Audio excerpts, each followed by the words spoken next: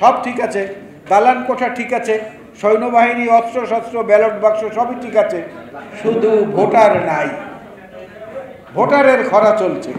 সকল সাংবিধানিক প্রতিষ্ঠানগুলোকে নিঃশব্দে যে ব্যবহার করা হচ্ছে তার প্রমাণ হচ্ছে আজকের আরেকটি ভোট নামক নাটক হতে যাচ্ছে।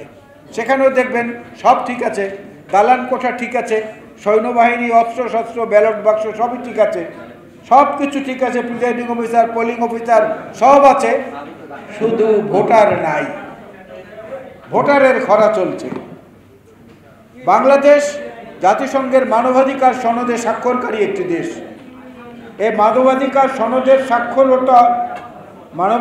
সনদের স্বাক্ষরকারী দেশ হিসাবে বাংলাদেশের উচিত একটা নির্বাচন, সঠিক অর্থে একটা নির্বাচনী ব্যবস্থা করা। এই নির্বাচনের সংজ্ঞাটা সেই সনদে বলা হয়েছে, সুষ্ঠু নির্বাচন বলতে কেবলমাত্র ভোট গ্রহণ এবং ফলাফল ঘোষণা এটাই বোঝায় না।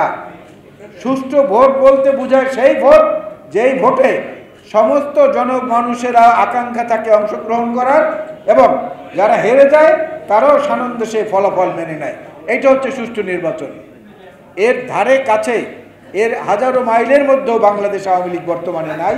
রাজনীতি বিজ্ঞানের ভাষায় একটা শব্দ আছে যেটার নাম হচ্ছে লো ইন্টেন্সিটি অপারেশন। এই সরকার সমস্ত সাংবিধানিক প্রতিষ্ঠানগুলোকে বিরুদ্ধ মত এবং ভিন্ন মত উভয়ের ক্ষেত্রে খুব নিঃশব্দে ব্যবহার করছে, খুব নিঃশব্দে, সাউন্ডলেসভাবে ব্যবহার করছে, এবং নিঃশব্দে ব্যবহার করার মধ্য থেকেই লো ইন্টেন্সিটি অপারেশনটা তারা চালাচ্ছে। নগদে 500 টাকা বা তার বেশি পেমেন্টে পেতে পারেন ঢাকায় জমিসহ 20 কোটি টাকার পুরস্কার।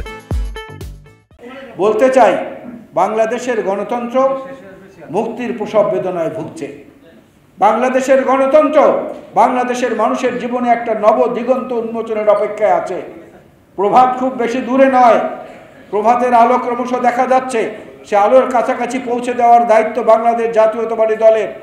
আমরা আপনাদের সঙ্গে রয়েছি, এবং এই সঙ্গে থাকার মধ্য দিয়ে একটা কথা বলেই শেষ করব। এই দেশে যদি এমন একটা ব্যবস্থা থাকতো যেটা গণতন্ত্রের শিশুকালে প্রাচীন গ্রিসে ছিল, প্রাচীন গ্রিসে নগরকেন্দ্রিক গণতান্ত্রিক ব্যবস্থা যখন ছিল, সভ্যতা যখন ছিল, তখন একটা ভোটের ব্যবস্থা করা যেত। নাগরিকরা মিলে একটা বাক্সে ভোট দিত, যে রাজনীতি করা কোনো ব্যক্তিকে 10 বছরের জন্য নির্বাচনে পাঠানো যেত সেই ভোটের ফলাফলের মধ্য দিয়ে।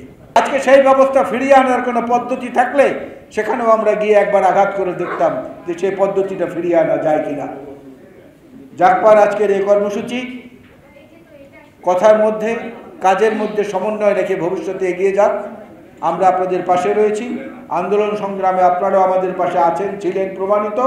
এই প্রমাণকে ফলাফলের পর্যায়ে নিয়ে যাওয়া পর্যন্ত আমরা আমাদের এই অগ্রযাত্রা অব্যাহত রাখবো। এটা হোক আজকের দিনের এই শপথ। আল্লাহ হাফেজ। বাংলাদেশ জিন্দাবাদ। জাতীয় গণতান্ত্রিক পার্টি জিন্দাবাদ। আসসালামু আলাইকুম।